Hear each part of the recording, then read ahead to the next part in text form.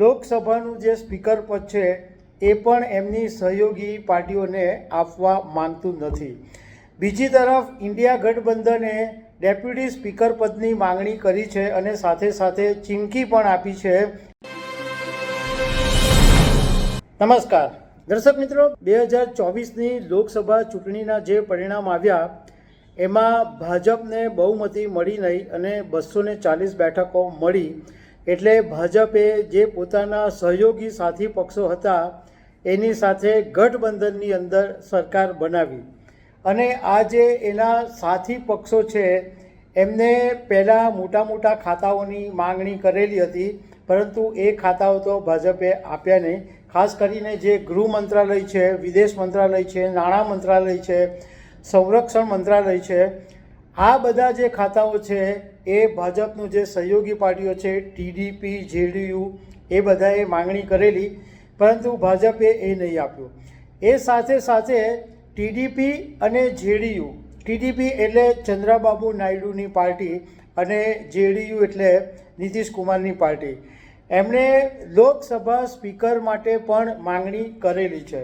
પરંતુ એવું જાણવા મળ્યું છે કે ભાજપ લોકસભાનું જે સ્પીકર પદ છે એ પણ એમની સહયોગી પાર્ટીઓને આપવા માંગતું નથી.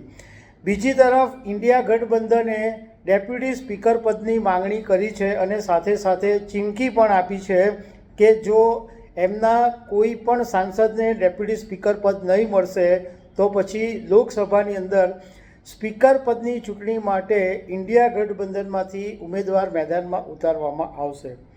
આ બધા જે પોલિટિકલ ડેવલપમેન્ટ છે એના વિશે હું તમારી સાથે વાત કરીશ. મારું નામ રાજેશ શાહ છે અને તમે જોઈ રહ્યા છો ખબર છે.com. દર્શક મિત્રો, 18મી લોકસભાનું પ્રથમ સત્ર 24 જૂનથી શરૂ થવાની છે અને આ સત્ર છે એ 9 દિવસ ચાલશે, એટલે કે 3 જુલાઈ સુધી આ લોકસભાનું પહેલું સત્ર ચાલશે. હવે લોકસભા અધ્યક્ષની જે ચૂંટણીની પ્રક્રિયા છે એ 26 જૂનથી શરૂ થશે.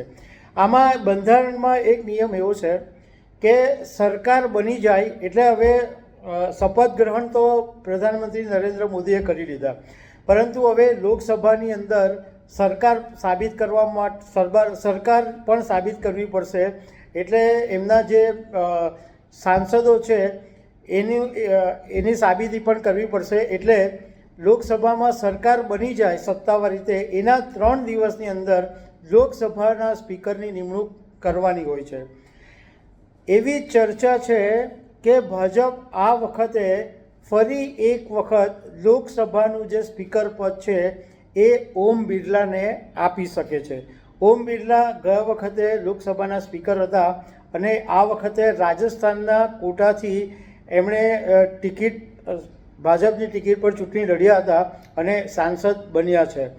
એટલે ઓમ બિરલાને ફરીથી એક વખત લોકસભાના સ્પીકર બનાવવામાં આવી શકે છે અને ડેપ્યુટી સ્પીકર પદે આંધ્રપ્રદેશના જે પ્રદેશ અધ્યક્ષ છે ભાજપના, એમને સ્થાન મળી શકે એમ છે. એમનું નામ છે પુરંદેશ્વરી. પુરંદેશ્વરી એ આંધ્રપ્રદેશના અત્યારના મુખ્યમંત્રી ચંદ્રબાબુ નાયડુના સાળી થાય છે. હવે આમ જોવા જઈએ તો આ તો ટીડીપીની વિરુદ્ધની વાત છે, પરંતુ ટીડીપી પુરંદેશ્વરીને સમર્થન આપી શકે છે એવું એટલા માટે શક્ય છે કારણ કે જ્યારે આંધ્રપ્રદેશની અંદર ચંદ્રબાબુ નાયડુએ એમના સસરા એનટી રામારાવને હટાવેલા ત્યારે પુરંદેશ્વરીએ ચંદ્રબાબુ નાયડુને સમર્થન આપેલું. એનટી રામારાવના પિતા થાય પુરંદેશ્વરી છતાં પોતાના બનેવીને સમર્થન આપેલું. એટલે એવું માનવામાં આવે છે કે જો પુરંદેશ્વરીનું ડેપ્યુટી સ્પીકર પદે નામ આવશે તો ટીડીપી એનો વિરોધ નહીં કરે. હવે બીજી તરફ આ વખતે ઇન્ડિયા ગઠબંધન છે એ વિપક્ષ તરીકે મજબૂત સ્થિતિમાં છે. ગયા વખતે બધા જુદા જુદા પક્ષો હતા એટલે મજબૂત સ્થિતિમાં ન હતા.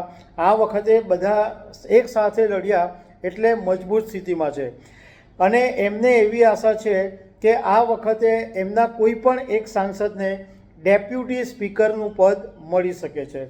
પણ ઇન્ડિયા ગઠબંધનને એવી ચીમકી આપી છે કે જો અમારા કોઈપણ સાંસદને ડેપ્યુટી સ્પીકરનું પદ આપવામાં નહીં આવશે તો અમે સ્પીકર પદ માટે અમારો કોઈ પણ ઉમેદવારને ઊભો કરી દેશું. હવે વિપક્ષને ડેપ્યુટી સ્પીકર પદ આપવાનું આમ પરંપરા રહી છે, પરંતુ 16મી લોકસભા એટલે 2014ની જે લોકસભા હતી એમાં એનડીએમાં જે સામેલ એઆઈડીએમકેના થંબીદુરાઈ હતા એમને ડેપ્યુટી સ્પીકર બનાવેલા, અને 17મી લોકસભા એટલે 2019 પછીની જે ચૂંટણી હતી એમાં કોઈને પણ ડેપ્યુટી સ્પીકર બનાવવામાં આવ્યા નહોતા.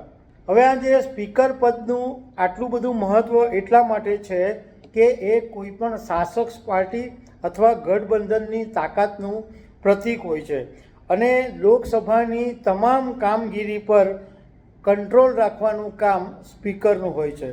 બંધારણની અંદર સ્પીકરની સાથે ડેપ્યુટી સ્પીકરની ચૂંટણીની પણ જોગવાઈ છે, જે સ્પીકરની ગેરહાજરીમાં ફરજ બજાવતા હોય છે. હવે જોવાનું એ રહેશે કે 26 જૂને જ્યારે ચૂંટણીની પ્રક્રિયા થશે ત્યારે કોને સ્પીકર પદ મળે છે, પરંતુ રાજકારણના જાણકારોનું માનવું એમ છે કે મોટે ભાગે ભાજપ લોકસભાનું સ્પીકર પદ બીજા કોઈને નહીં આપશે તો ભાજપના જ કોઈ સાંસદને આપશે. તો દર્શક મિત્રો, આવી અનેક વાતો સાથે અમે તમને મળતા રહીશું. Thank you very much.